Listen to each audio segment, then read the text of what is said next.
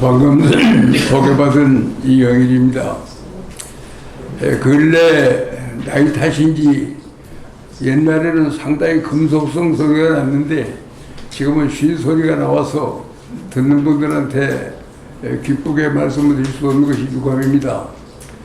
오늘이 마치 8월 하순 늦더위가 기승을 부리는데도 불구하고 우리 자유헌정 포럼이 마련한 이 세미나에 이렇게 많은 분들 만장의 성황을 이루는 기회를 갖게 된 것을 진심으로 기쁘게 생각합니다. 이 자유헌정 포럼을 통해서 우리나라 정치가 바로되고 우리가 미래에 대해서 꿈을 가질 수 있는 그러한 뜻을 모아보기 위해서 수고하시는 우리 이원창 상임대표와 여러 이사님들, 공동대표들, 그리고 바쁘신 가운데도 오늘 이 모임을 위해서 격려의 말씀을 해주신 우리 정대철 우리 회장님께 진심으로 고마운 인사의 말씀을 드립니다. 방금 우리 격려의 말씀에서나 우리 이원창 상임대표의 말씀에서도 언급이 되었습니다마는 지금 우리나라가 굉장히 어렵습니다. 제가 여러 군데 세미나를 다녀오고 많은 사람들과 대화를 해보는데 어떤 사람은 극단적인 견해도 말합니다. 앞으로 25년 후면은 대한민국 건국 100년인데 과연 대한민국이 건국 25년을 다 채울 수 있을지 그 자체가 의심스럽다, 그런 비관론을 내세우는 분도 있습니다. 나는 그분들의 의견에 일부 동의하면서도 또 그렇지 않은 면도 있다고 봅니다. 왜 그런 거 하니, 만일에 대한민국의 구성이 정치만으로 되어 있다면 굉장히 비관적입니다. 그러나 대한민국은 정치도 있고 경제도 있고 문화도 있고 예술도 있고 무역도 있고 금융도 있습니다. 다른 분야는 정치와 좀 다르기 때문에 이건희 과거의 상임대표가 얘기한 것처럼 다른 분야는 인류인데 정치가 3륜이기 때문에, 근데 4륜이기 때문에, 근데 정치에만 잘못되어 갖고 대한민국이 망하지는 않을 것 아니냐. 그래서 인류는 안심도 해봅니다만은 왜 그러면 그런 극단적인 비관론이 나오느냐. 제가 볼 때는 우리들이 지금까지 살아왔던 아슬아슬한 경험들 때문에 그럴 것 같아요. 우리가 지금, 저도 지금 나이가 금년에 우리나라 나이로 86세니까, 그러니까 저도 정치를 언제부터 시작했느냐. 4.19 학생 데모에 참여한 것부터 정치를 시작했다면은 저도 정치한지 정치 인생이 64년입니다. 이 64년을 살아온 동안에 과연 대한민국이 존립할 수 있느냐 없느냐를 걱정하는 순간들이 그간 상당히 많이 있었습니다. 아마 제가 제일 뼈저리게 경험한 것은 1960년 4.19 직후 상황이 우리가 굉장히 어려웠습니다. 1960년은 6.25 사변의 전쟁 복구, 제1차 전쟁 복구가 끝나고 제2기 전쟁 복구가 시작되면서 우리나라는 유명한 산업혁명의 후반기로 들어가는 그런 중대한 시기였습니다. 근데 4.19 혁명이 났습니다. 부정선거에 대한 항의로서 정권이 붕괴됐습니다. 각종 형태 불평, 불만들이 축적되었던 게 한꺼번에 터지면서 민주당 정부는 그 혁명 사태를 수습할 능력이 없었습니다. 장면 총리가 그렇게 얘기했죠. 혁명적 사태를 비혁명적 방법으로 정상화시켰다. 그러나 거기에 대한 항의는 엄청나게 많았습니다. 3.15 부정선거에서 가장 큰 몫을 차지한 것은 전 군대를 부정선거에 동원했던 것인데, 군 문제는 손도 안 되는 혁명주가 등장했기 때문에 군대 내에서도 군대 내의 부정선거를 바로 잡아야 할 것 아니냐 하는 정풍운동이 일어나면서 결국은 그걸 다스리지 못했기 때문에 5.16 쿠데타가 일어났어요. 그 당시 상당히 걱정들을 많이 했습니다. 4.19 이후의 혼란, 쿠데타, 과연 이 나라가 앞으로 어떻게 될 것이냐 걱정을 했는데 다행히 결국은 5.16 쿠데타에 의해서 그때 민주당의 신파 고파들이 민주당이 신파와 고파로 갈라졌고 신파가 또 소장파와 노장파로 가서 권력성을 하는 바람에 산업혁명이 계속 밀고 나가기 위해서는 과거에 자유당 말기암에 송인상 박사가 만들었던 제1차 경제개발 5개년 계획을 밀고 나가려면은 적어도 한 500여 개의 입법, 개혁, 금융개혁, 세제개혁, 공업화 지원개혁 해 뒷받침할 수 있는 입법과 개혁 과제가 한 500여개가 되는데 민주당의 신파와 고파는 그것을 해결할 능력이 없었습니다. 또 기대할 수도 없는 상황이었었습니다. 근데 일단 국가재건 최고회의가 구성되고 그 당시 250명의 국회의원이 아닌 국가재건 최고위원 25명이 앉아서 개혁에 필요한 입법과 개혁을 완료해가지고 결국은 제1차 경제개발 5개년 계획, 2차 경제개발 5개년 계획, 3차 5개년 계획을 추진하는 그런 과정이 진행되면서 우리 한국의 역사의 현장이 근본적으로 사라졌습니다. 산업혁명의 무풍지대에서 산업혁명을 추진하는 나라로 변하는 5.16 쿠데타가 가져왔던 우리 국민에게 준 역사의 선물입니다. 바로 그런 쿠데타에 의해서 한국 사회 진행이 달라지면서 결국 망할 것 아니냐 걱정했던 나라가 다시금 흥하게 되었습니다.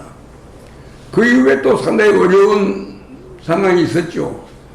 박정희 대통령 시해 사건 이후에 국회에서는 박정희 대통령이 돌아가실 때가 중화학공업에 의해서 한국의 군대의 군장비의 현대화가 이루어지고 국제무역이 벌써 1조 1억 달러를 훨씬 넘어가지고 무역국가, 중공업을 중시하는 산업국가로 변해가는 제3차 산업혁명이 일어나는 바로 그 시기인데 그때 박정희 대통령이 자기가 벌려는 일을 수수 못하고 돌아가셨습니다.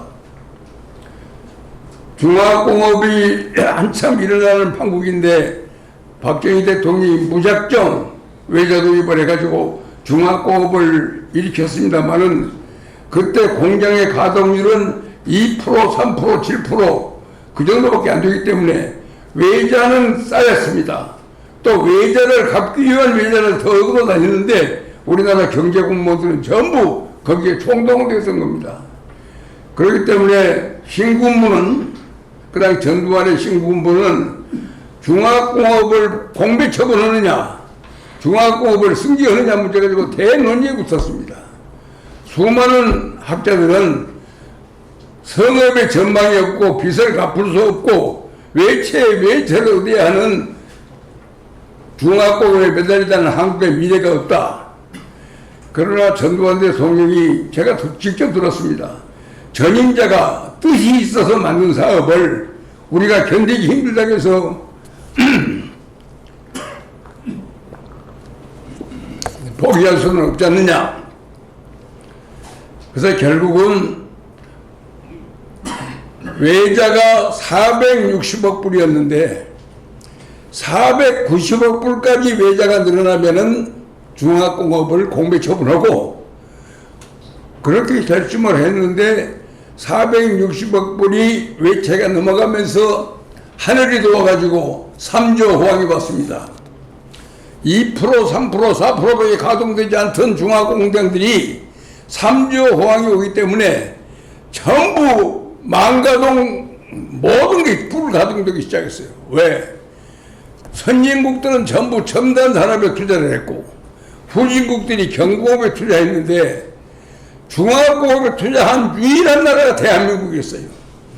그렇기 때문에 대한민국이 생산하는 모든 물자는 전부 다 팔렸습니다. 그렇기 때문에 망가동이 되면서 그 462억 불 되는 외자들이 몇 달 내에 다 갚아버리는 거예요. 그렇기 때문에 악성 외자는 빨리 갚고 조금 조건이 좋은 외자는 저체납자 해가면서 즐기면서 외채를 극복했던 것이 전두환 시대였고 그때 전두환 대통령이 재밌는 에피소드 하나 있습니다. 박정희 대통령이 돌아가시기 한 15일 전에 대한체육회 업무보고를 받는 자리에서 88 올림픽을 유치하는 게 좋다더라. 그래 올림픽을 유치하라 지시를 했는데 지시한 양반이 열흘 후에 돌아가셨기 때문에 대한체육회를 잊어먹었다가 전두환 대통령한테 보고를 했습니다. 과거에 이러이러한 지시사항이 있었는데 지금은 우리가 폐기했으니까 무슨 소리냐, 우리 한번 해보자. 그때 경제기획원 장관 남도구 장관이 우리 경제력으로 어떻게 올림픽을 유치하느냐, 가장 강력한 반대론을 남도구 장관이 했어요. 그러나 전두환 대통령이 당신은 경제건설에 앞장서라, 저 고지를 점령하는 작전은 내가 더 능력 있다, 나한테 맡겨라.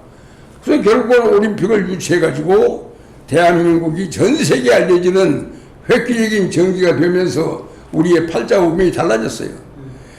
그런데 제일 중요한 것은 1961년 5.16 쿠데타나, 그 다음에 1981년 20년 후에 일어난 전두환의 소위 국가 비상조치 상황, 전부 다 군대가 강력하게 정권을 뒷받침했기 때문에 가능했습니다.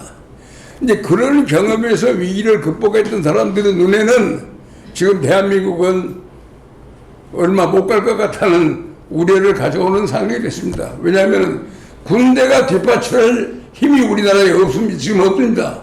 지금 군대는 햄버거 군대입니다. 신세대 군대입니다. 핸드폰 가지고 있는 군대입니다.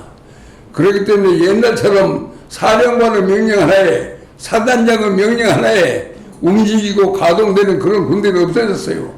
이제는 군대가 조직적으로 정권을 뒷받침할 것을 기대하는 전망이 없어졌기 때문에 과거에 그러한 위기 극복 성공 실화에 익숙한 사람들은 대한민국의 상대를 굉장히 걱정하는 그런 소리가 나옵니다. 얼마 전에 과거에 과학기술부 장관을 했던 김유정 씨가 자기가 본 근대사 100년이라고 하는 책을 출판했는데 그 출판 기념회 석상에서 과연 대한민국이 앞으로 25년 동안 버텨서 건국 100년이라는 역사를 승리로 맞이할 수 있을까, 내 눈에는 그런 전망이 보이지 않는다고 하는 비관을 제가 들었습니다. 저도 상당히 공감을 했어요. 근데 왜 제가 이런 말을 하냐, 우리는 여러 가지 좋은 말에 의해서 그 위로를 받는 게 많았어요. 왜냐면은 그건 우리가 얼마나 국제사회에서 칭찬을 많이 받았습니까? 가장 먼저 세계에서 가장 빨리 산업화와 민주화에 성공한 나라다. 또 아시아 아프리카 70여 개 후진국가 중에서 제일 먼저 후진국을 탈피해가지고 선진국에 성공한 지금 유일한 나라입니다. 국제언어통상진흥회의가 설정해 놓은 후진국 리스트에서 이름이 빠진 유일한 나라가 코리아입니다. 바로 그러한 최초로 선진국가 되었다. 얼마나 사랑스러워 보세요. 영국에 유명한 교수 있어요. 영국 옥스퍼드 대학에 발코라고 하는 교수가 한 분 있는데,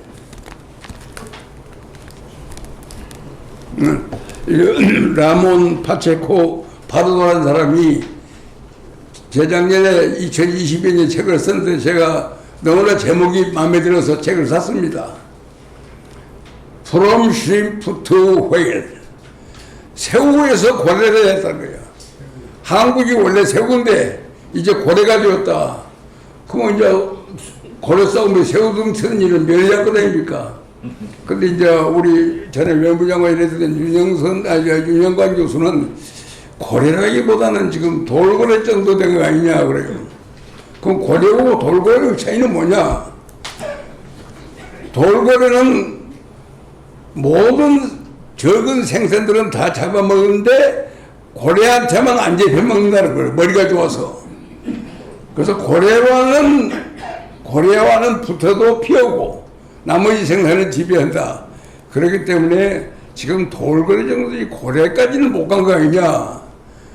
그러나 어떻든 전 세계라고 하는 관중석에서 보는 대한민국은 선진화되었고 민주화되었고, 또 아까 제가 말씀드렸습니다마는 박정희 대통령이 무리에 카터 대통령과 싸우고 미국 없어도 좋다. 우리가 자주국방하겠다. 중화국은 만들겠다. 외자 도입한다. 그런 억지로 보냈던 박정희 대통령이 그 사업을 전두환이가 승계해서 중화국이 성공하는 바람에 그게 오늘날 우리의 새로운 먹거리가 될 줄 누가 알았습니까? 지금 방위사업이라는 게 뭡니까? 지금 저 풍산금속이나 우리 저 한국화양, 현대건설 전부 표준거리를 오고 있어요. 전 세계로부터 올라오는 무기 수출 빨리 만들 수 있는 나라는 우리나라밖에 없고 성능 좋은 물건 말고 우리나라밖에 없기 때문에 굉장한 지금 이게 우리의 먹거리가 될 줄은 아무도 몰랐습니다. 그렇기 때문에 우리는 굉장히 비관하면서도 정치만 바로잡으면 다른 모든 분야를 살 것이다. 근데 우리나라 정치에서 가장 큰 약점이 뭡니까? 나는 과거에 어떻게 하다 보니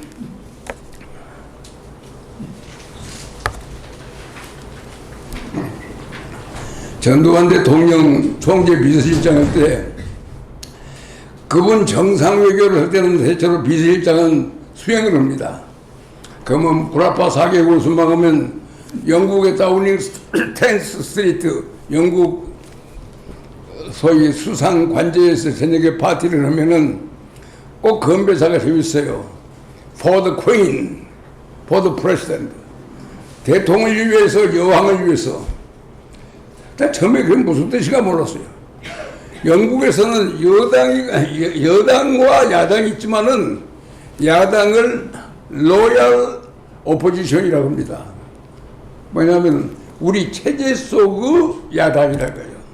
이제 영국의 발전을 위해서 기여하는 여당, 영국의 발전을 위해서 기여하는 야당. 그래서 이 야당이라는 단어를 영어로 로얄 오포지션이라고 합니다. 프랑스에도 마찬가지. 프랑스도 지금 마크롱이 이끌고 있는 중도의 나라도 프랑스를 위해서 지금 미 합중국에서 싸우는 공화당과 민주당도 포드 아메리카 미국과 합중국을 위해서입니다. 그러니까 미국 대통령 연두교서 연설을 가만히 들어보세요. 오바마 연설이건 바이든 연설이건 다 들어보면 꼭 유니언 스피릿 가운데 한마디씩 나와요. 유니언 is strong. 지금 미 합중국은 튼튼하다. 그 말만 하면 여야 없이 지금 박수를 칩니다. 왜냐하면 야당도 로얄 오포지션이기 때문에. 이게 유니언 is strong. 그러니까 여러분도 방송 들어보세요. 유니언 is strong이라는 말 나올 때 박수 안 나올 게 없어요. 왜냐하면 여야가 전부 미 합중국을 위해서 존재하는 거예요. 근데 불행히 한국 정치에 오늘은 로얄 오포지션이 없습니다. 대한민국을 위해서 있는 게 야당이 아니라 야당을 위해서 대한민국이 존재하는 거예요. 거꾸로 되어 있죠. 더 웃긴 게 대한민국의 야당이 아니라 이재명의 야당 아니요. 이래되어 버리니까 여야 간에 협치가 될 수 있는 베이스가 없습니다. 서로 대한민국을 위한 여당, 대한민국을 야당이 경쟁할 때 협치가 가능합니다. 야당은 대한민국 정부와 의논을 하지 않고 대한민국 생각과 아무런 관계없이 순적 다수로 마음대로 법을 만듭니다. 더욱이 재밌는 법을 한번 들어. 최근에 지금 몇 가지 법이 있어요. 지금 5.18 왜곡 처벌에 관한 법. 5.18에 대해서 비판만 하면 처벌한다는 거예요. 그런 법이 5.18이 만약에 민주혁명이라면은 민주주의를 억압하는 법이 5.18 왜곡 처벌법이 되는 말이 됩니까? 근데 그 법을 제정할 때 국민의힘이 동의해 줬어요. 더욱이 5.18 민주적 처벌법 해방된 지 46년 후에 제정된 반민족 행위자 처벌에 관한 진상조사에 관한 법률 그걸 누가 만들었어요? 여야가 다 합의해서 처리했습니다. 심지어는 가장 마지막에 나온 최근 법 2002년에 통과된 법이 뭔 줄 아세요? 통합 후에 명예회복에 관한 법이 통과되었습니다. 4.3 지원법이 통과됐어요. 도대체 이러한 법들을 마음대로 통과시키고, 그래 정부에서 받을 수 없으면 대통령이 가지고 있는 권한으로서 비토파워 쓰는 거 아니요? 거부권 쓰는 겁니다. 말에는 거부권이란 말은 없어요. 재심의하라고 하는 것이죠. 근데 3분의 2가 가결 안 하면 재심의가 안 되기 때문에 사실 비토인데, 지금 여야 관계가 그런 식으로 돌아가기 때문에 정상적인 눈으로 보면 대한민국이라는 간판이, 민주국가로서의 대한민국 간판이 유지될 것이냐 안 될 것이냐 생각하는 국민들이 다 걱정합니다. 과거에 함석헌 선생님이 뭐라고 했어요? 생각하는 국민이야만이 나라를 지킨다고 했어요. 지금 생각하는 국민들 치고 나라 걱정 안 하는 사람이 거의 없습니다.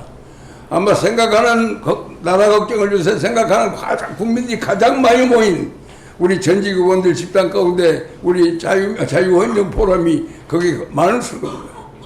나는 우리 헌정에도 있습니다만은, 나는 한번 국회의원이 된다는 것은 굉장히 의미가 있는 게, 한번 국회의원이 딱 되고 나면은 정치인의 존재의식은 원내냐 원외입니다. 빠지 없는 사람은 원외입니다. 그러나 원외나 원내에도 불구하고 한 가지 공통된 것은 나라 걱정하는 마음입니다. 왜냐하면 우리 과거에 한창 우리 대학 시절에, 중고등학교 시절도 재밌게 봤던 영화에 타잔이 있습니다. 타잔은 배고픈 짐승들의 울음소리를 제일 먼저 알아들었습니다. 그런 귀를 가지고 있는 게 타잔이죠. 지금 대한민국이 좁혀지고 있는 안보 상황의 위기, 지금 벌써 김정은이가 250대의 중거리 미사일을 개발해갖고 전진 배치했다. 신문을 하지만은 그걸 그냥 뻘로 내기지는 않습니다. 전전 국회의원 했던 사람들은 이게 지금 앞으로 중거리 우리 이 중거리 미사일 배치가 앞으로 중강도 도발을 할 수 있는 전조냐. 현재 우리 사회는 북한의 직접 침략 말고도 간접 침략으로 성공할 수 있는 허점이 너무나 많이 퍼지기 때문에, 그런 허점을 생각하면 나라 걱정 안 할 수 없습니다. 바로 그런 문제들을 전부 보는데, 제일 요새 제 마음을 아프게 하는 것은 우리나라의 공론 분열이 비단 여야 간의 이해관계의 대립만인 게 아닙니다.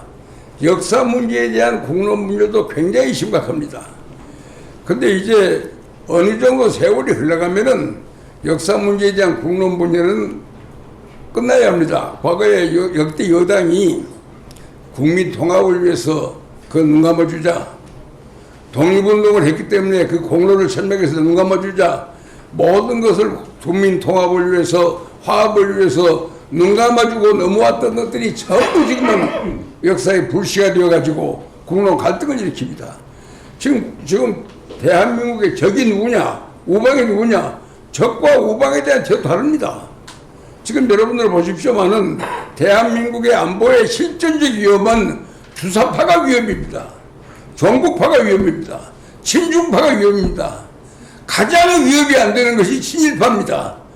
근데 그런 친일파는 존재한 일이 없어요. 친일파는 1945년 해방과 동시에 이 지구상에서 소멸, 한국에서는 없어졌습니다. 해방된 요구에서 어느 놈이 일본이 우리를 다스리기를 바라겠습니까? 어느 놈이 일본이 잘 되기를 바라겠습니까? 그런데도 전혀 없는 친일파가 요새 나와요. 요새 나오는 친일파는 새로운 저기가 하나 있어요. 광복회를 우습게 하는 놈은 친일파입니다. 벌써 그게 말이 돼요? 나는 그래서 난 조숙히 윤석열 대통령 만나면 당장에 광복회 간판을 광복회 후손회로 바꾸라 해야겠어요. 광복 후손회. 자기들이 무슨 독립운동이라는 것처럼 그런 지는 게 영 보이잖아. 광복회 말고 광복 후손회로 고쳐라. 지금 광주 가보면 광주 학생 독립운동 기념사업회에서 그 리더들이 지금 우리가 광주 학생 운동은 제주도 아닌데 왜 그래? 광주 학생 독립운동 후손회로 이름을 고쳤어요. 광복회도 이제 광복 후손회로 고쳐야지. 광복과 아무런 관계없는 사람들이 자기 뼈를 팔아가면서 국가에 대해서 시비 걸고 있다. 이건 정말 웃기는 일 아니겠어요? 그래서 공론부질의 형태가 있는데 내가 가만히 보니까 지금 이승만 대통령의 경우를 하나 들면은 이승만 대통령이 5개의 악마 프레임을 가지고 있습니다. 뭔 줄 아십니까? 민족 분열의 원흉 프레임이요. 두 번째는 제주 양민 학살자요. 세 번째는 김구 암살자요. 네 번째는 한강 폭파범이요. 다섯 번째는 독재자요. 이 5가지 프레임을 다 쓰고 있고, 그리고 이 프레임이 지금 돌아가신 지가 벌써 60년 또 뭐 50년이 다 되어갑니다만 아직도 그 프레임이 하나도 벗겨지지 않았어요. 이제 한번 따져봅시다. 민족 분열의 원인이라고 하지만은 이승만 대통령이 반대했던 것은 민족 분열이 아닙니다. 공산화 통일을 반대했던 겁니다. 그렇기 때문에 그래서 공산당들이 이승만 대통령한테 민족 분열의 원인이다 프레임을 씌우면 대한민국 국민들은 그 프레임을 걸어줘야 합니다. 없애야 합니다. 그런데 그걸 그대로 복창하는 역사학자들이 지금 국정교과서를 주도하면서 자기의 책의 출판대금을 받기 위해서 계속 그 책을 고수하고 있는 것이 우리나라의 솔직한 현실입니다. 근데 왜 단속을 되지 않았습니까? 공산화 통일을 반대하고 자유통일을 했던 사람을 민족분열의 원인으로 몰면은 그렇지 않다고 말할 수 있는 국민의힘 국회의원이 있습니까? 야당은 있습니까? 아이고, 막 국민 통합 화합을 위해서 우리 모른 척하고 넘어가자. 다 넘어갔습니다. 제주 양민의 학살자 문재인이가 뭐라고 했어요? 민족 통일을 부르짖는 애국적인 민중들을 총칼로서 탄압한 양민 학살의 원인이 이승만 정부라 했습니다. 그리고 그 양민 학살을 양민했다고는 역사의 가정에 입각한 기념공원을 만들고 기념공원을 그대로 설치했어요. 그래서 그게 하도 억울하다고 이용우 대법관이라는 변호사가 소송을 제기했더니 대한민국 대법원이 어떻게 판결한 줄 아십니까? 4.3 사건을 뒷받친 건국 전야의 사상 대립은 전부 빼고 인권 문제만 가지고 재판을 결정을 했습니다. 그러고 이용우 씨가 패배를 했어요. 그래서 판결문을 읽어보면 기가 막혀요. 1948년 4월 3일 날 일어났던 그 잔인무도한 4.3 사건의 진상이 왜 일어나는 이유에 대해서는 전혀 따지지 않습니다. 그 현장에 있었던 인권 문제만 가지고 심판을 삼고 이유 없다고 기각을 하는 거예요. 그게 우리나라 사법부입니다. 이런 식으로. 그리고 또 세 번째로 김구 살해범. 김구를 언제 이승만 대통령이 살해했습니까? 아마 안두희를 시켜서 살해했을 것이다 하는 카드를 가지고 이승만 박사를 살해범으로 몰았습니다. 지금도 그렇게 믿는 사람들이 있어요. 그 다음에 한강 폭파범. 나는 한강 폭파범이라는 것도 굉장히 기가 막힌 게, 여러분들이 지금 시간이 없어서 그래도 됩니다만은 프란체스카 여사가 쓴 회고록을 한번 읽어보세요. 6.25 사변이 터지니까 이승만 박사가 남침 결과를 보고받은 것이 6월 25일 날 10시에 보고를 받고 자기 집으로 들어오더니 가장 빨리 26일 날 국회를 소집하고 10시에 국무회의 소집하고 오후 2시에 국무회의 떠서 보고 그 다음날 국회 소집에서 전부 다 보고하고 국회 소집 보고 온 후에 들어와서 권총을 빼더니 자기 부인에게 이승만 대통령이 그런 말을 했어요. 내가 항복을 해버리면 사람 숫자가 굉장히 적게 희생자가 나오고 내가 싸우면은 굉장히 많은 희생자가 생기는데 내가 혼자 희생돼서 대한민국을 포기하는 것이 이익이냐. 일단 그 당시는 샌프란시스코 강화회의가 강화조약이 태평양 전쟁을 종결시키는 샌프란시스코 강화조약이 1951년에 열립니다. 근데 그때 1950년 6월 달에는 38선까지가 전부 메가더 사령부의 관할하에 있는 겁니다. 그때까지도 메가더가 사령관이에요. 그러면 메가더한테 물어서 한국을 도울 것이냐 말 것이냐를 확실히 따지자. 그래서 메가더에게 전화를 했더니 새벽 3시 자고 있는 사람을 깨가지고, 그러니까 자고 있는 사람이 각하가 저 사령관이 지금 주무시고 계십니까? 나중에 전화를 했다니까. 지금 빨리 전화 안 받으면 500명 주한미군 전부 죽여버리겠다고 협박을 하니까 급해가지고 전화를 바꿔줬다는 거 아니에요.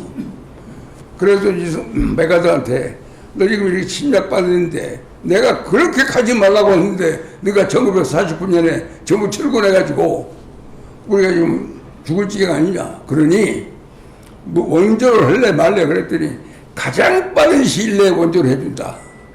그러니 좀 버텨라. 이 버틸라는 약속을 받고, 그 다음에 이제 장면 씨가 그 당시 주미대사요. 주미 장면에 대해서 드러나 트루만을 만나가지고 바로 보고해라. 그래서 외교적인 작전을 전부 하면서 전부 지금 들어온 게 우리를 빠른 시일에 도와준다 한다. 그러니 우리가 작전상 후퇴해야겠다. 그래서 6월 27일 새벽 4시에 기차로 수도를 대전으로 옮기기로 하고 작전을 후퇴하고 나갔는데 이승만 박사가 한 번도 수도를 포기 안 할 테니 여러분들이 여기서 투쟁하라 방송해 본 일이 없어요. 전부 그걸 방송했다고 떠들어갖고 이승만을 한강 폭파범으로 만들었고, 근데 그 사실 아니잖아요. 그리고 이제 파렴치한 독재자다.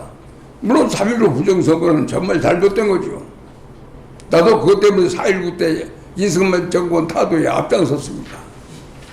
그런데 내가 이제 나이가 먹고 한 50대 벌써 제가 4.19 50주년에 이승만 대통령의 공과 관을 논하자 해갖고 4.19 세대들이 주도적으로 한번 이승만을 평가해보자.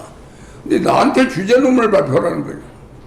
그래서 내가 국회 도서관에 이승만을 글을 쓰라 했더니 원고 한 페이지를 쓸만한 지식과 정보가 없어요. 이승만이 나쁜 사람이라는 건 맞지 이승만을 연구해본 일이 없잖아요. 그래서 국회 도서관에서 3개월간 그 원고 준비를 위해서 이승만을 연구하다 보니 내가 완전히 이거 이승만을 정말 몰랐구나. 나 진짜 이승만에 대해서 몰랐다는 것을 고백하면서 제가 주제를 쓰다 보니 과와 공과를 쓴데 공은 많은데 과를 뭘로 과를 내세울지가 애매해졌어요. 왜? 부산 정치파동을 안 일으켰더라면은 한국은 휴전협정을 미국이 원하는 대로 되어버립니다.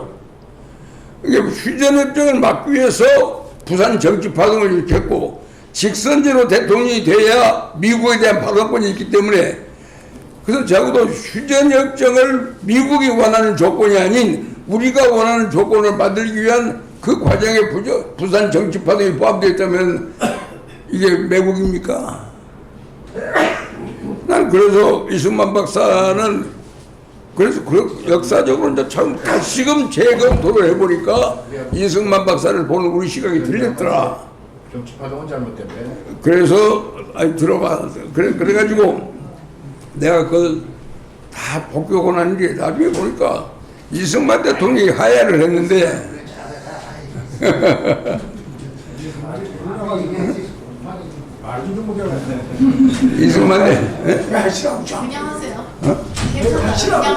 이승만 대통령이 이제 하야를 했는데 내가 50주년이니까 내가 그 안에 대학 시절에는 아무것도 몰랐다가 국회의원을 3번 오고 공무원도 오래 하다가 보니까 전 세계 소위 독재자라는 사람 가운데서 국민들이 물러가라고 해서 하야한 사람이 한 명도 없어요. 과거에도 없었고 지금도 없고 앞으로도 없을 겁니다. 그런데 그분은 하야했습니다. 학생들이 피를 흘렸는데 우리나라에 장래를 짊어진 젊은 사람들을 내가 몰라가지고 부정선거 때문에 피를 흘렸다면 내가 책임져야겠다. 그래서 부정선거를 무효화해서 개헌해서 민주당 정부가 출연을 길러주고 자기는 하야했다는 거죠. 그건 이승만 대통령을 3선거에도 도저히 기한을 연기했다는 말은 나올 수 있어도 나는 악마적인 전제적인 독재자다. 그런 규정은 옳지 않다고 봤거든요.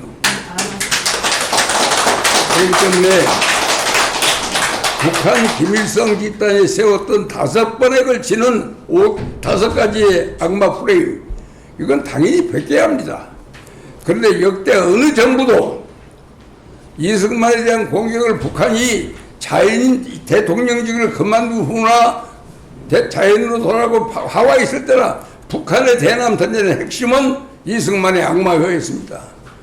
그런데 이제는 김일성이 그 악마를 수도 보니까 그 다음에는 이 민노총과 정규직들이 노동계에 교육계에 파고 들어가서 계속 북한의 대남 친절 업무에 공격을 대해왔던 거예요. 그런데 어떤 역사의 어느 대통령도 어느 정부에서도 이승만이 쓰고 있는 악마 프레임을 벗기지 않고 방치했습니다. 그런 방치, 그런 외면, 그런 무관심이 결국은 대한민국의 정통성의 위를 불러왔고 나중에는 결국 대한민국은 태어나서는 안 될 나라라고 하는 노무현의 그런 발언이 대한민국 대통령이 대한민국은 태어나서는 안 될 나라라고 하는 말이 나올 수 있는 그런 결과를 가져왔어요. 그러니까 그러한 방치, 외면, 무관심이 결국 이승만 대통령에 대한 부정이 결국은 대한민국은 태어나서는 안 될 나라라고 하는 말로 바꿨습니다.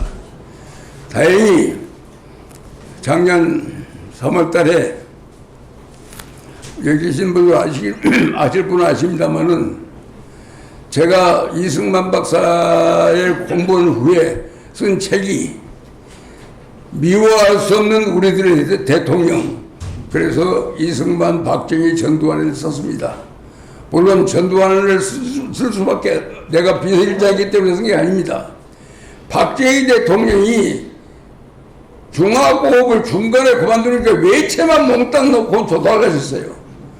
전두환 대통령을 언급하지 않으면 박정희 대통령이 업적을 살려낼 길이 없고 올림픽을 살려낼 길이 없어서 전두환 대통령을 쓸 수밖에 없어서 이승만, 박정희, 전두환, 대한민국의 국력비양에 기여한 세 분을 제가 소재로 책을 하나 썼습니다. 그때 조금 우리 집사람이 꼭 전두환이라는 양반을 집어넣어야겠냐고 그래서 그거 안 읽을 수 없다. 그래서 내가 썼다. 결국 내 입장에 보면 국력비양에 기여한 부분이 있기 때문에 이걸 써야겠다. 그래 쓰고 났는데 그때 박근혜 대통령 탄핵에 관한 수많은 시위들이 매일 있어서 왜 사회를 저렇게 광화문 시위가 촛불 시위가 시험하고 저도 나가봤습니다. 그 데모대를 끼어봤어요. 거기서 구호를 들었는데 전부 구호가 내가 1960년 4.19 9회 남북 학생회담을 제안할 때 열쳤던 그런 좌파들의 구호들이 완전히 뿜어지고 있어요. 우리 내가 가장 중요한 직책을 2개 있었는데 대한민국 국토통일련 통일교육원장을 2대 통일교육원장 하면서 한국 현대사에 대한 강의가 가리키라면 안 들어 있었습니다. 민주정의나 민정당 초대 중앙정치 연수원장을 하면서도 가리키라면 한국 현대사를 넣지 않았어요.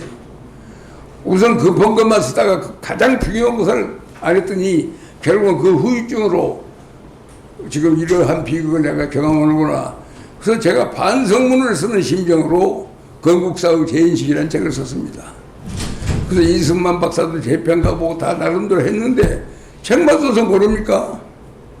그래서 작년 3월 26일 날 이승만 대통령 탄생일을 기념해서 4.19 때까지 데모했던 친구들한테 전부 전화가 왔어요. 카톡으로. 지금 우리가 60년간 살아오면서 이승만 대통령에 대해서 서로 다른 견해도 있고 평가도 다르지만은 이제 우리가 때가 열한 말 하지 말고 성명발표하지 말고 그냥 마음 있는 사람은 이승만 대통령 묘지에 모여서 그냥 묵념하고 그분의 명복을 빌므로써 4.19 세대와 우리 간의 간격을 좀 메꿔버리자. 일단 그걸 메꾸고 역사를 풀자. 그랬더니 70여 명이 호응을 했어요. 그래서 작년 3월 26일 날 4.19 세대, 4.19 생존 세대들이 모여서 이승만 대통령 묘소를 참배함으로써 우리 4.19와 이승만 대통령 관계를 일단 정리했습니다.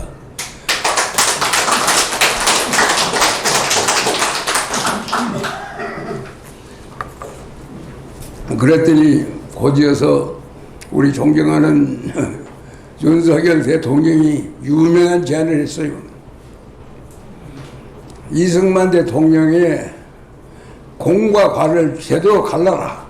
공은 공대로, 과는 과대로 평가하되 보훈처 장관이 독립유공자 예우에 관한 법률로 허가하면은 그것이 국비로 전부 이승만 대통령 기념관을 만들 수 있으니 그걸로 하겠다고 하는 보훈처 장관의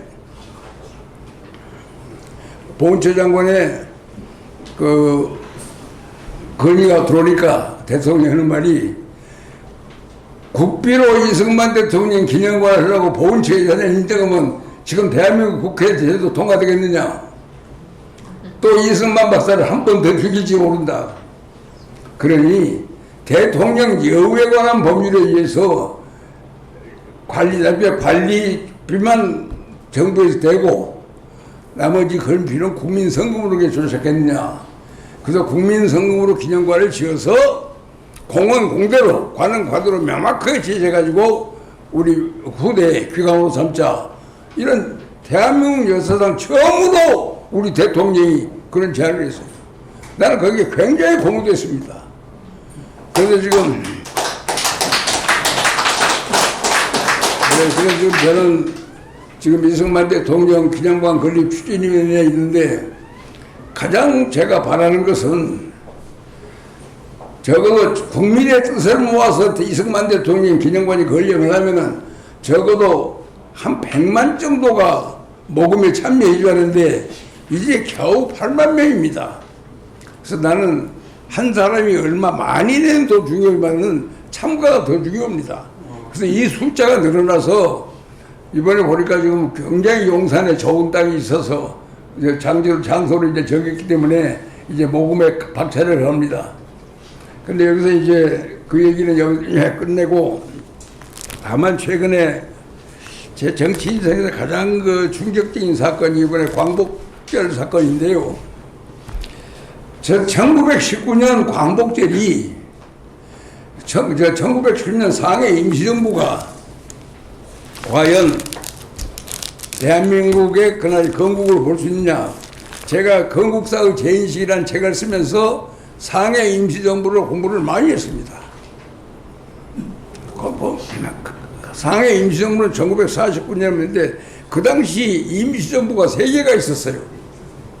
하나는 연해주에 손병희 선생을 의장으로 하는 대한국민회의장이 있었고 또 하나는 상해에서 만들어진 가대한민국, 그러니까 아직 가짜다고 말이죠. 이제 임시로 만들어서 가대한민국 정부라는 게 하나 있었어요. 그 다음에 이제 서울에서는 전국 3.1운동에 앞장섰던 전국 시도 대표들이 모여서 한성 임시정부를 만들었어요. 그러니까 임시정부가 3개입니다. 근데 우리 3개가 나눠서 되겠느냐? 이걸 전부 하나로 만들자. 그래서 협상하는 결과 전국 14개 도대표가 구성한 한성정부를 중심으로 하고 나머지가 그걸 합치자. 그런 합의에 따라서 1919년 9월 12일 날 상해에 대한민국 임시정부를 만들었는데 임시정부 만들기 위해서 굉장한 투쟁이 있었어요. 그때 알다시피 상해 임시정부 구성하는 사람들은 다 정해졌잖아요. 첫째, 대한민국, 대한제국이 일본의 식민지가 되는 것을 막는 데 실패한 망국 관료배들이 모였습니다. 또 나라를 지키지 못하는 망국 지식인들이 모였어요. 그러니까 나라를 망치는 걸 막지 못한 관료와 지식인들이 모인 것이 상해 임시정부요. 그렇기 때문에 두 번째, 그러니까 벼슬을 했거나 학식이 있던 사람들이 중심되는 바람에 김구 선생은 거기 낄 자격이 없어요. 벼슬도 없고 학식도 없습니다. 그 양반은 동학 척주한 것이 최고 지식이니까. 그래서 임시정부를 구성할 때 김구는 요새 말하는 경비입니다. 임시정부에 경비로 들어왔어요.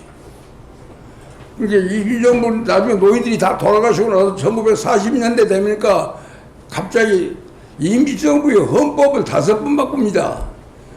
대통령제, 국무령제, 내각제, 주석제로 또 정부 형태도 5번 바꿔요. 그래서 안정되게 된 게 거의 없는데 이제 법리로는 그걸 보면 그래요. 한 나라가 합병돼서 망한다. 한일 합병돼서 망한다는데 난 그게 애매했어요. 제가 낙하손의 수상을 내가 만나가지고 질문했습니다. 그건 일본의 낙하손 수상에 쓴 일본의 방위대각이라는 책이 있는데 그 책을 보면은 일본이 침략한 나라들 명단이 쭉 나와 있는데 거기에 조선이 빠져 있습니다. 그래서 왜 조선이 빠져 있냐 그랬더니 언제 우리가 조선을 침략했냐고요. 조선 왕실을 잘 대접해갖고 해준다는 조건으로 합병을 해버렸기 때문에 침략은 나라가 아니에요. 그래서 이제 1910년에 고종황제의 내탕금을 받고 일본의 명치대학으로 일본 중학교로 영어학원으로 유학했다가 명치대학을 졸업한 사람이 유명한 조소방 선생이요. 그 양반이 법학에 밝기 때문에 사기와 강박에 의한 조약은 원천무효라는 게 국제법의 원칙입니다. 그러니까 조선은 사기와 강박에 의해서 합병조약을 맺었기 때문에 그 조약은 원천무효다. 그게 이제 조소왕 선생의 지론이죠. 그런데 일본 입장에서 볼 때는 우리가 돈으로 매입을 했는데 그게 무슨 사기와 강박이냐. 일본은 거기에 동의를 않습니다. 그런데 이제 조소왕 선생은 융희 황제가 일본에게 합병조약에 서명하면서 국권을 넘겨준 순간에 군주주권은 죽었고 이제는 인민주권이 살아났다. 나라의 주인이 군주로부터 인민으로 된 것이다. 그래서 이제 인민주권을 보고 나오니까 대한제국을 복국해야겠다. 대한민국을 다시금 살리자 하는 운동이 소위 유명한 소위 복벽파라고 있어요. 벽자를 쓰면 참으로 벽자가 임금벽자입니다. 임금을 다시 세우자는 복벽파들이 나오는데 왜 그러냐? 그때 만국 관료들은 전부 조선시대 벼슬을 했습니다. 우리 부통령을 지낸 이시영 씨는 평양감사를 지낸 사람이요. 초대 부통령은 평양감사요. 김홍집의 사위입니다. 그러니까 그런 사람들이 모여있기 때문에 그 사람들은 항상 중요사관이 있어요. 우리가 임금을 잘못 모셔서 나라가 망했다. 그렇기 때문에 우리 신하들이 잘못이고 임금을 얻었다 하는 게 중요사관이 공명일의 사관인데 거기에 갇혀있기 때문에 대한민국 임시정부라는 대한민국을 반대했어요. 그러니까 이제 대한민국이라는 인민주권을 주장한 것은 이승만, 조소왕 등은 전부 신학문한 사람들을 주장하고 반대를 하죠. 그래 도리 없이 결국은 타협이 어떻게 되냐면 그러면 황실을 우대한다.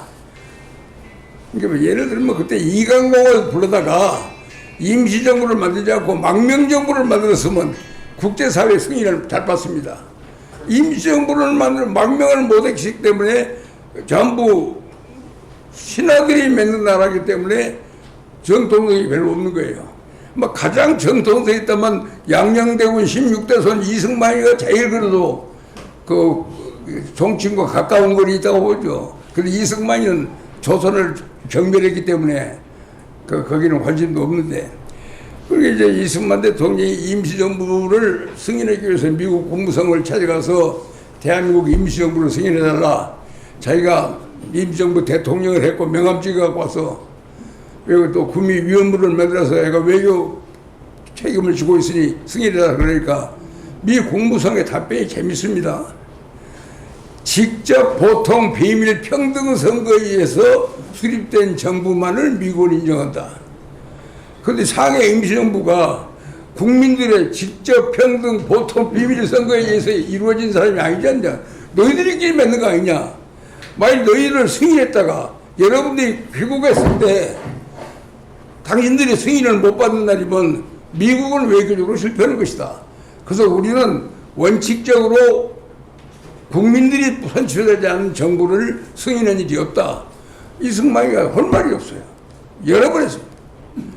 그런데 이제 제가 전에 한중문화협회 총재를 했습니다만은 한중문화협회라는 걸 만들었어요. 독립운동단체들이 대한민국 임시정부를 도와줄 방법이 없어요. 그래서 손문 선생 아들 송과가 중한문화협회라는 걸 맺어요. 왜냐하면 국가가 없어졌으니까 인민 대 인민의 신선을 도모으자 그래서 중한문화협회를 만들었어요. 그것의 카운터파트가 한중문화협회인데 중한문화협회 회장이 누구냐면 손문 선생 아들 송과요. 송순과라고 그러죠. 송과가 장개석이한테 우리 임시정부를 인정해 주자 그랬더니 왜? 그런 단체 많지 않아? 대한민국 임시정부라는 간판을 단 단체도 하나 있고 조선의용군도 있고 한일의용 여러 개 단체가 많은데 어느 단체를 승인해야 하느냐? 그건 독립운동 단체로 받지 정부로 안 보는 거예요. 장개석이가 승인 안 해줘요. 그래서 결국은 중한문화협회에 예산이 옵니다. 중화민국 정부에서 지원은 예산이 오면 그 돈을 송과가 받아다가 임시정부 외교부장 조소왕한테 줘가지고 중격에서 월급 받고 살았던 것이 우리 대한민국 임시정부의 역사입니다. 그런데 그런 게 결과적으로는 우리 한말에 대한제국이 미국을 더불어 수교를 합니다. 1882년에 미국과의 수교협정 이후에 독일, 프랑스, 영국 여러 나라가 수교를 해요. 근데 대한제국과 수교할 때는 어떤 국가도 상해 임시정부와 수교를 하지 않았습니다. 미국이 취한 입장과 똑같아요. 왜 전혀 수교를 안 했다. 그러면 임시정부는 어느 나라와도 조약을 체결한 일이 없습니다. 그러니까 이게 임시정부는 국제법상 법적인 존재가 아니라 그냥 독립운동 단체의 하나입니다. 그러니까 1943년 카이로에서 홉킨스 미 루스벨트 대통령 보좌관이 조선의 독립을 부여하자고 할 때 그 코리아는 대한제국이었지 임시정부가 아니었습니다. 그래서 그 대한제국이 그렇기 때문에 나라를 뺏기고 인민과 국토는 있는데 주권이 없는 나라로 있는 상태를 국제법학자는 재밌는 표현을 써요. legally dormant. 현재 주권 행사는 않지만 법적으로는 잠자고 있는 상태다. 근데 법적으로 legally dormant, 법적으로 잠자고 있는 상태를 회복시키는 잠을 누가 깨웠냐? 카이로 선이 깨운 거예요. 포스탐 선이 깨운 거.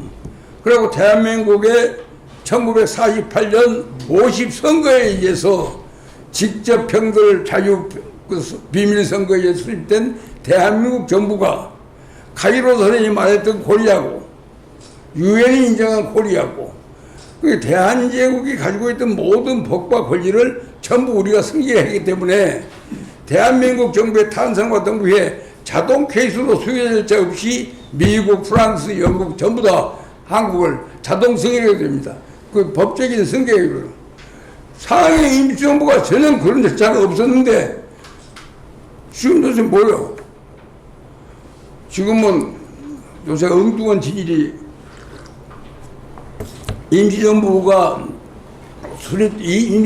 대한민국의 건국이고 1948년 8월 15일은 그 연장으로 본다. 그게 지금 우리 광복회의 주장인데 그건 말이 아니요. 대한민국 제한헌법을 보면 1948년 7월 12일 대한민국 국회가 이 법을 제정한다. 우리 헌법이 제정이 됐어요. 그게 이제 전두환 대통령, 노태우 대통령 이후에 이제 제9차 보면은 1948년 7월 12일에 제정된 이 헌법을 이 법에 의해서 개정한다고 되어 있어요. 그렇기 때문에 대한민국 헌법은 1948년에 만들어진 겁니다. 그렇기 때문에 이 법적인 논리 전체를 보면은 절대로 상해 임시정부가 대한민국의 건국이라고 본다는 것은 아무런 법적 근거가 없는 일방적인 주장입니다. 왔어. 또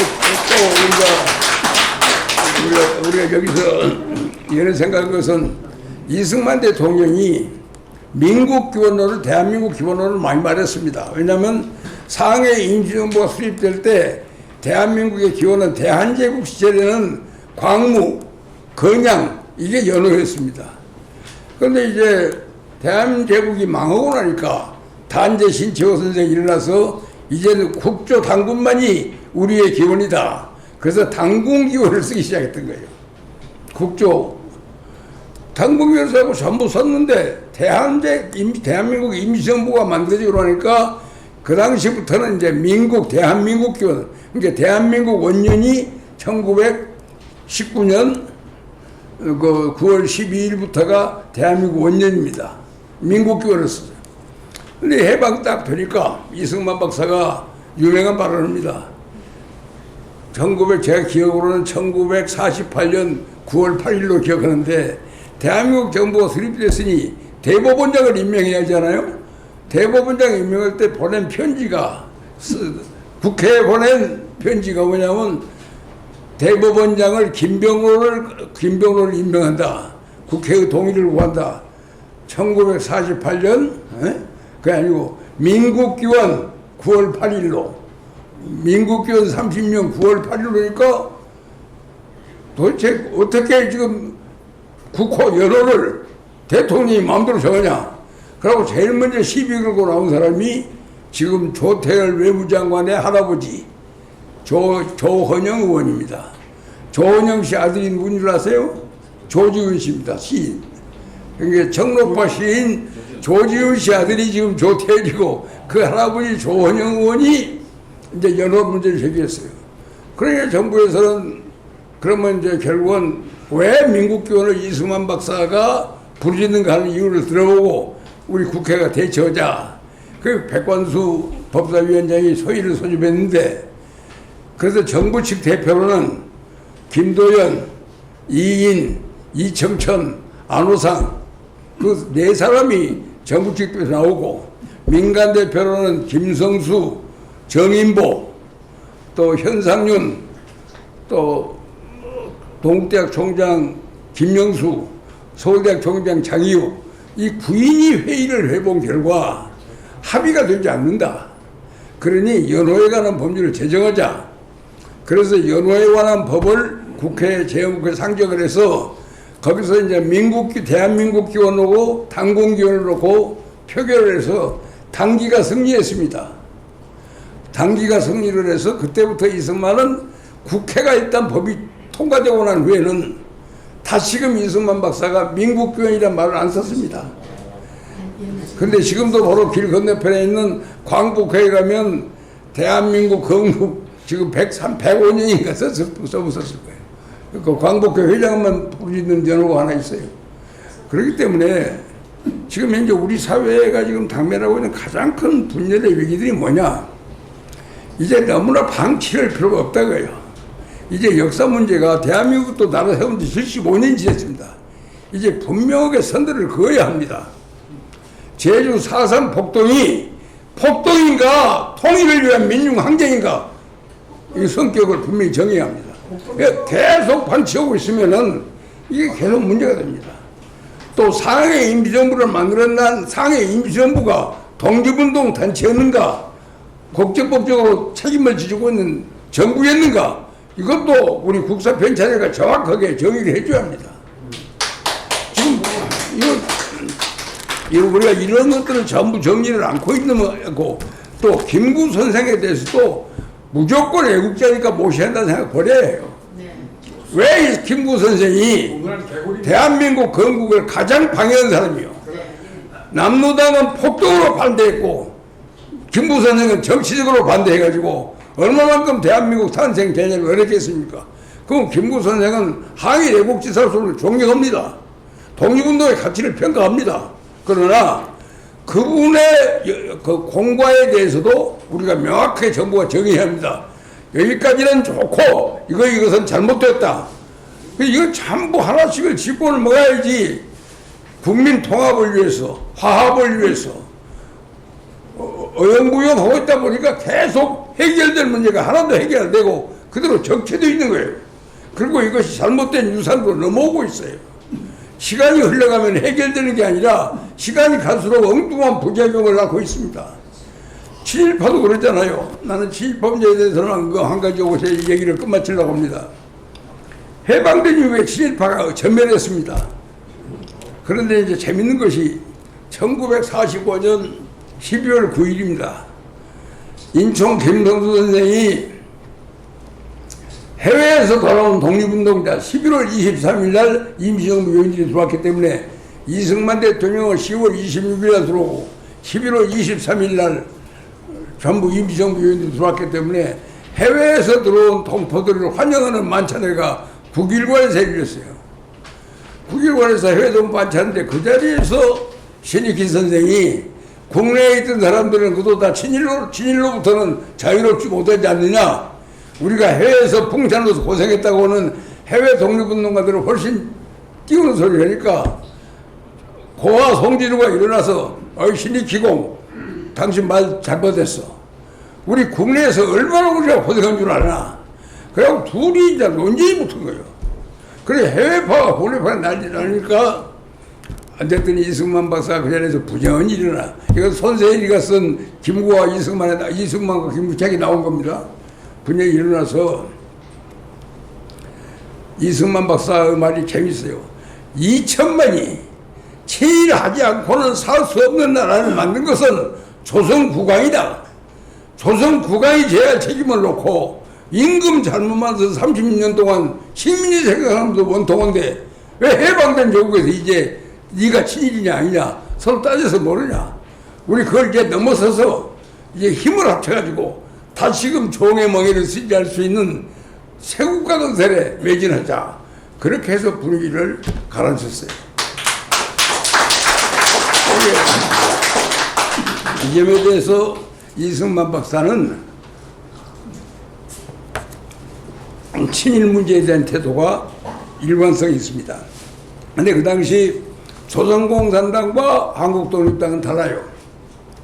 한국독립당은 그 정강에서 친일파들은 엄벌하고 그 재산을 몰수하자. 그게 한독당 강령 25조가 돼요. 조선공산당 이 박근혜 선거는 모든 친일 지주의 재산을 몰수하고 농민 모든 재산은 농민이 인민위에가 관련다. 이걸 주장합니다. 가만히 생각해보세요. 해방되게 됐죠. 한민당이라는 게 전부 우리나라 지주들이 굉장히 많은데 5단보 이상의 농지를 가진 사람이 우리나라 전체에서 50만을 넘지 못했어요. 그때 단일로 3,247.5를 가진 사람이 인천 김동수요. 대한민국에서 제일 많은 땅을 가진 사람. 그러니까 그 사람들 농지계획을 얼마나 심각해요. 3정보 이상은 전부 국가가 매입하게 되었으니 3,274정보 가진 사람이 3정보 남겨놓고 나머지 전부 다 국가 소멸을 해버린다고 집가진권 만들고 번내가 말이 굉장히 어려운 거예요. 그러니까 브라질에서 칠레에서 필리핀에서 농지계획 다 실패해버렸어. 지주들 반대 때문에. 근데 한국에서만 그게 성공했어요. 왜? 우리 유진호 선생께서 인천 선생한테 그 조항을 갖고 와서 고민을 해요. 지금 현재 토지 농지계획을 안 하면은 대한민국은 공산당 밥이 됩니다. 공산당 받기 위해서는 그간 고생 많이 했던 농민들한테 소장들한테 농지계획을 해야 합니다. 그러게 그 양반이 굉장히 침통한 표정을 짓고 있다가 공산당으로부터 나라를 지키려면 어쩔 수 없지. 내가 우리 동지들을 설득하겠네. 그렇게 해서 대한민국 헌법 84조, 제한헌 84조에 농지는 농민에게 분배한다고 하는 그 헌법 조항이 만들어진 겁니다. 그래서 우리나라의 그 농지계획이라는 엄청난 역사를 이승만 박사가 딱 받아보더니 이것을 인천이 동의했다면 되는 거야. 그럼 조봉암 씨는 겉에만 나와있지 그 양반은 농지계획에 직접 깊이 기여를 못했어요.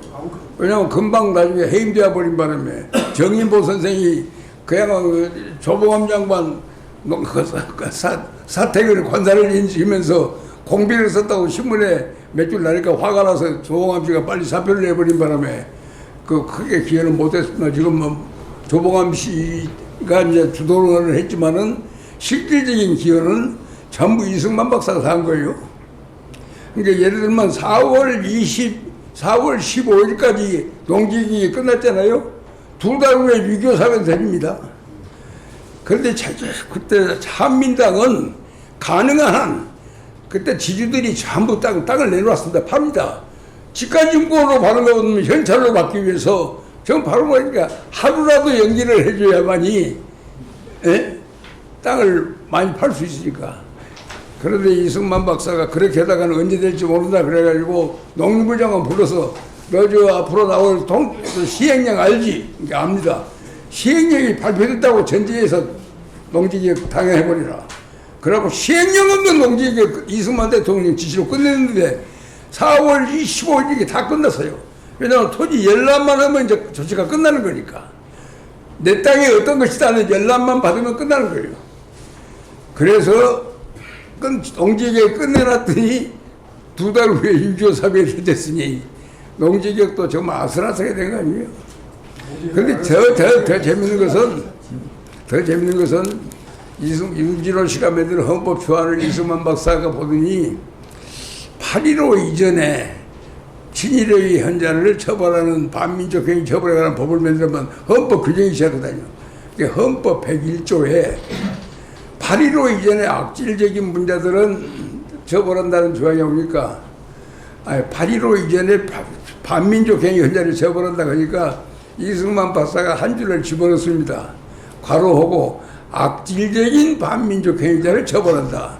그 악질적이란 말이 굉장히 재밌는 거예요. 그 악질적이라는 단어 때문에 그때 620명이 기소됐는데 아니 육당 천암선에도 진일파로 기소됐어. 그 사람이 친일을 했지만 악질적인 건 아니잖아요. 이광수가 친일을 했지만 악질적인 건 아니잖아요. 악질적이 아니었기 때문에 대개다 방면됩니다.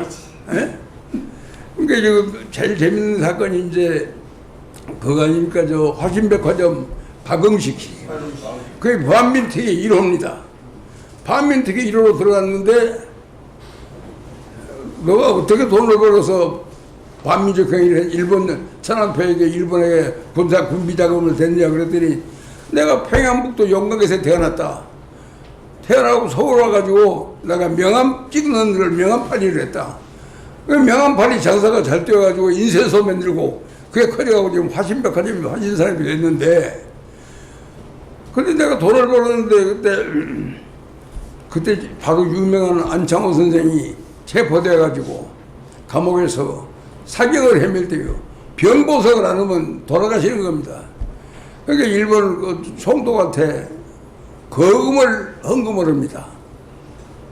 그 우리 박응식 씨가 그렇게 해서 보석으로 안창호에서 협박을 시켰어요. 반민특위 검사가 조사를 해보니 이 사람을 처벌을 해야 하냐 마냐 굉장히 고민하다가 기소할 때는 기소 의견 공민권 2년 정지로 이제 기소를 했어요. 판사가 있더니 무죄. 신문에 크게 났던 반민특위 1호가 무죄 선방 같아요. 그러니까 일제시대라는 것이 과거에 프랑스는 4년 동안 독일에게 점령당했을 때 4년 동안에 독일에게 앞잡이들은 마음대로 레지스탕스를 쳐버릴 수 있었잖아요. 그러나 우리는 36년 동안 국적이 바뀐 나라인데 거기서 저 반민족의 프랑스식으로 덴마크식으로 유럽식으로 할 수가 없는 벌써 한 시대가 지내버렸잖아요. 그렇기 때문에 이승만 박사 말이 맞은 거예요. 친일의 책임은 조선 국왕이 져야 하는데 조선 국왕한테 우리가 책임을 안 묻고 노예서 먹기도 멀고 살기도 전부 생계형 친일한 놈들을 전부 잡아다가 반민족 행자를 처벌할 수 없냐. 그러다 몇 명이 걸렸어요. 악질적인 고등계 형사들 한 12명인가 걸렸습니다. 이 사람들은 전부 실형을 냈는데 감옥살이를 시작을 하자마자 6.25가 터져버리니까 전부 형 집행정지로 석방되어 버리거나 공산당에 죽이거나 그러고 끝나버린 거예요. 그러니까 6.25 사면 끝난 이후에 이제 반민특위 법은 1949년으로 시효가 끝나버렸죠. 그러니까 6.25 사면 끝난 이후에 어떻게 진일 문제를 다룹니까? 그 당시에는 6.25 사면 끝나는 부역자 잡아내고 게릴라 잡는데 급하니까 그 친일 뭐 반민족 그런 거 따질 틈이 없었다고요. 근데 이제 그 후로 이제 친일자 문제가 끝났는데 6.25 사면이 끝난 이후에는 친일 문제가 제기가 안 돼요. 왜냐하면 6.25 사변 이후에 한국 사회는 철저히 반공 민주주의로 국민적 정체성이 확립되어 버렸습니다. 그렇기 때문에 좌익이 뿌리를 낼 수 있는 길이 하나도 없습니다. 그런데 언제부터 좌익이 등장하냐? 80년대가 시작되면서 남북 대화가 시작되니까 바로 이때가 찬스다. 그래도 갑자기 친일파 문제를 제기합니다. 그래서 우리나라에서 가장 똑똑한 사람이 유명한 사람 중에서 경기 나오고 서울법대 나오고 고시협격한 박씨 에리트가 있죠. 의 박원순입니다. 조선노동당 당수였던 박헌영이가 경기 출신이에요. 근데 박헌영이는 실패했지만은 나는 실패하지 않는 혁명가가 되겠다 해서 그 양반이 제일 먼저 만든 회사가 연구소가 역사문제연구소입니다. 그 역사문제연구소를 누가 하체했냐? 박헌영이의 둘째 아들 원경 스님하고 둘이 만들었어요. 그래서 거기서 만든 것이 친일 인명사전이요. 그래서 우리나라 사람들이 자기들 마음대로 해봐서 친일 인명사전을 4,000명을 만들었어요. 4,700명을 만들어갖고 발표를 하고 나니까 이제 시끄럽고 설르는데 딱 노무현이가 정권 잡더니 국회에서 법을 통해 그 사람들은 좌익들의 특징은 있어요. 자기들이 뭘 벌려놓고 하면 반드시 그걸 입법화시킵니다. 그러니까 친일 반민족행위 처벌에 관한 진상조사위원회를 만들고 그것을 만들어 놓고 그걸 다스리기 위해서 대통령 직속기구로 친일 반민족행위 처벌에 관한 위원회를 만들고 그 위원회가 이제 4,700명에서 고른 것이 1,600명 골라요. 그리고 그 결과를 정권이 바뀌더라도 뒤집어보더라도 못 박는 자고 그럽니다. 그래서 친일 반민족행위 진상조사법 그래갖고 거기 부록에다가 자기들이 확정한 명단을 붙여놨어요. 그러니까 인천 김선수를 거기다 걸어놓으니까 지금 100번 진정하고 소송해봤자 그 법 때문에 인천 선생은 계속 친일파가 돼 있지. 그걸 보면 됩니다. 그게 이제 5.18 진상 왜곡 처벌법 그것도 이제 법이 있어요. 법 있잖아요. 그 법으로는 제주 4.3법 그 법 때문에 지금 손을 못 댑니다.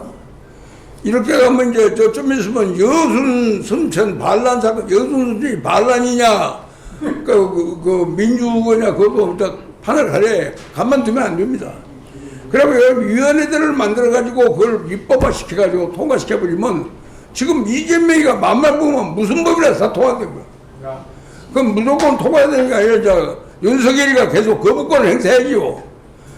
그래 이상한 법을 통과시키는 사람 이상한 법을 거부하는 사람 대통령과 의회가 협력이 아닌 이런 상황에서 그러니까 로얄 오포지션 대한민국을 지지하는 야당이 없는 곳에서 어떻게 협치가 가능하고 대화가 가능하냐. 그렇기 때문에 한꺼번에 다는 못해도 나는 앞으로 역사 문제에 대해서는 정부가 대한민국의 국사학자 총동원을 해갖고 공정하게 우리 적어도 현안 문제에 관해서는 딱딱 쉽게 말해서 매듭을 지어야 합니다.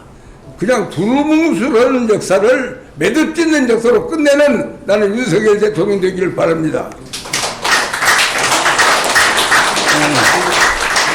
여기에도 이제 그래도 내가 친일 문제 외에도 다룰 게 꽤 많습니다만은 제가 오늘 2시에 강연 날을 알고 6시에 기념한 약속을 했거든요. 근데 지금 다 4시로 옮겨는 통에 제 마음이 바빠졌습니다. 그래서 오늘 8월 오후지만은 귀한 시간을 내서 이렇게 동참해 주신 여러 헌정회, 대한자유헌정회 회원들에게 감사드리고 부족한 사람들의 얘기를 한 10분 정도 이내에만 제가 질의응답을 받고 광화문으로 가야 하기 때문에 필요한 질문 있으면 해주시면 감사하겠습니다. 제가 딱 1분만 말씀드리겠습니다. 조금만. 네. 아까 정대철 의원께서 이 박사 얘기를 하니까 욕을 해가만 나갔는데 내가 정의정 박사를 친기한 정치부자입니다. 그 당시에 얘기했던 정의정 박사가 얘기한 얘기를 저하고 지금 고대 습작에서는 중앙일보에 성병리하고 지금 전두환 대통령 이순자 여사 홍보하는 민정기, 대한일보 민정기, 중앙일보 성경이 나 셋이 들은 얘기가 있습니다.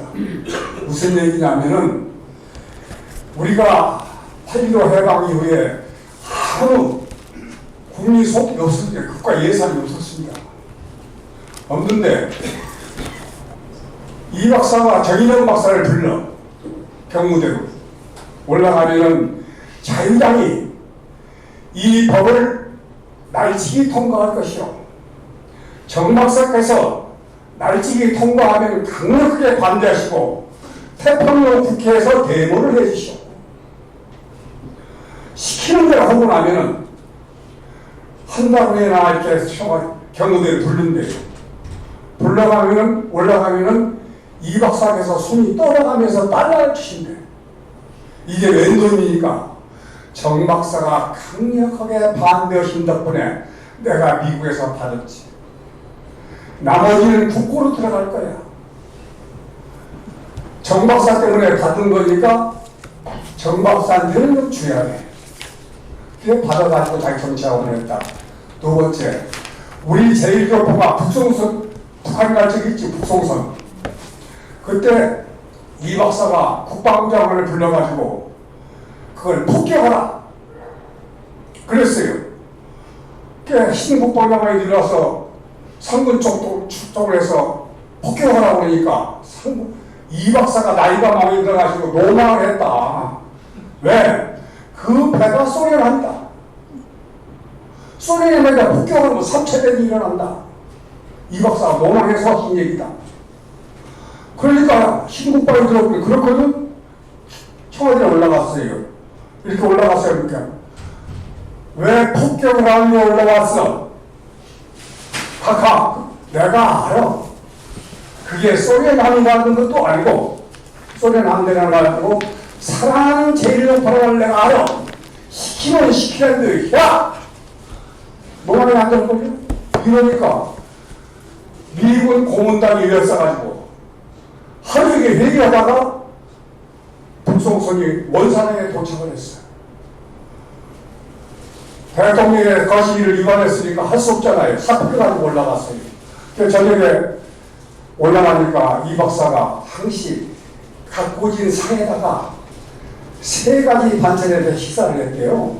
된장찌개, 김치 이런 걸 식사를 했대요. 상을 탁 치니까 상이 다 엎어졌죠. 이 사람아,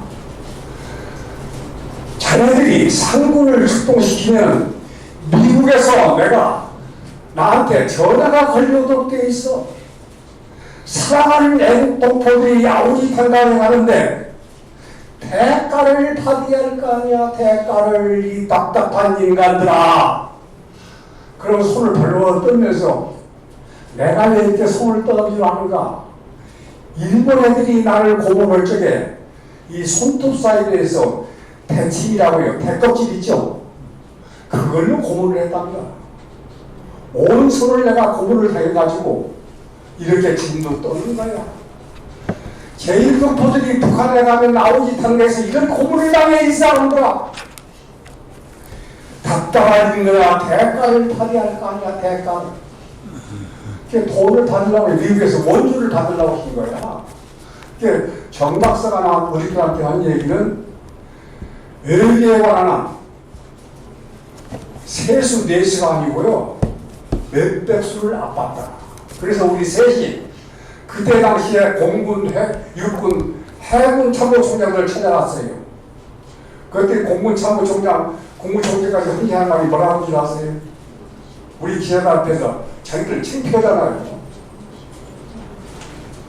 울어가면서 기자 앞에서 울어요. 총리까지 한 사람.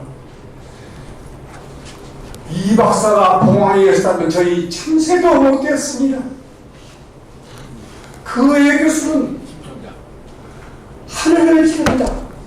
그러더라고요. 그것이 이제 전부입니다. 역사의 증인이니까 정치기자는 하나 말씀드렸습니다. 저는 도와드리지 않습니다.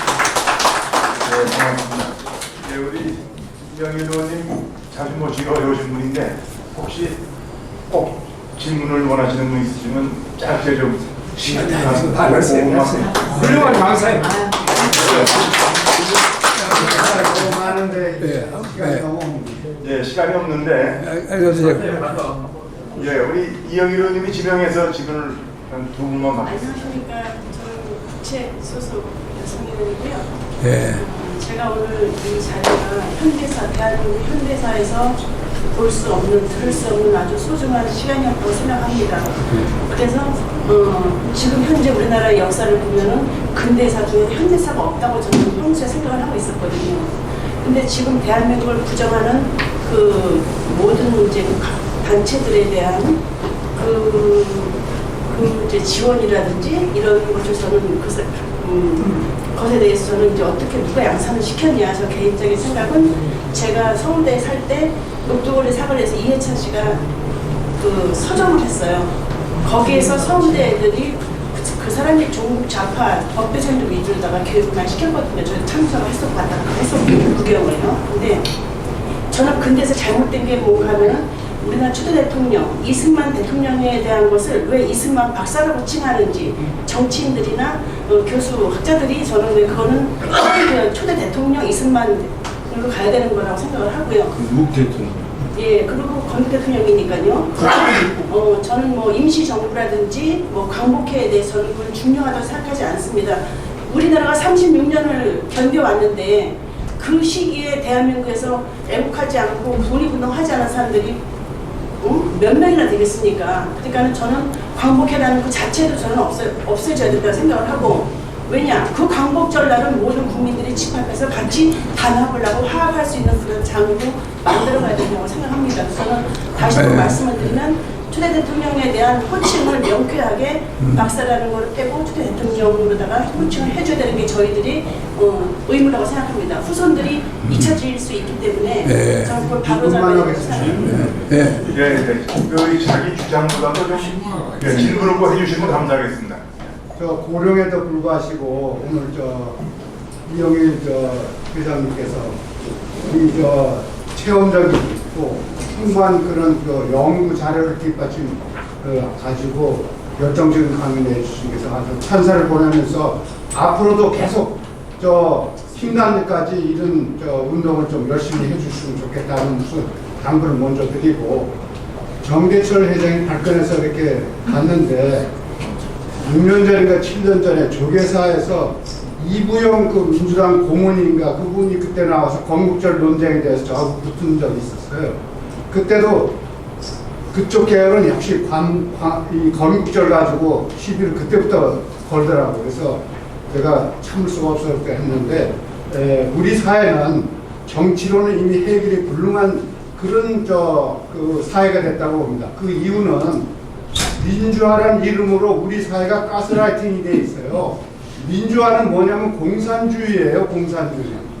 지금 임시정부를 지금 논하는데 김구의 그 상해 말고 북쪽은 전부 이 소련 볼셰비키 혁명 직후에 공산주의 운동이에요. 거기가 홍범돈이 김일성이 하는 게 전부 소련 질문을 좀 감사드립니다.